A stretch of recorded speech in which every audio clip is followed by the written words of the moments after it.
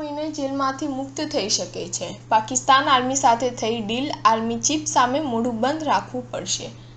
પાકિસ્તાનના પૂર્વ વડાપ્રધાન ઇમરાન ખાન આવતા મહિને જેલમાંથી મુક્ત થઈ શકે છે। સૂત્રોના જણાવ્યા અનુસાર ઇમરાનની પાર્ટી પાકિસ્તાન તહરીક-એ-ઇન્સાફ અને સેના વચ્ચે આ સંબંધમાં ડીલ થઈ છે।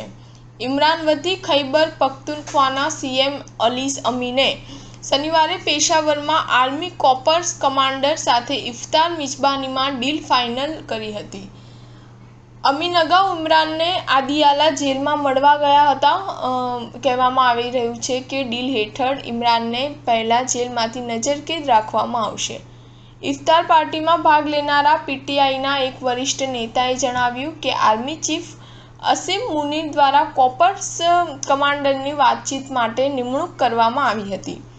ડીલની સૌથી મહત્વની શરત એ છે કે ઇમરાન એક સંસ્થા તરીકે સેના વિરુદ્ધ નિવેદનબાજી કરવાનું બંધ કરશે। ઇમરાનને કેટલાક અધિકારીઓ વિરુદ્ધ નિવેદનો કરવાની છૂટ રહેશે, પરંતુ તે સીધા આર્મી ચીફને નિશાન બનાવશે નહીં।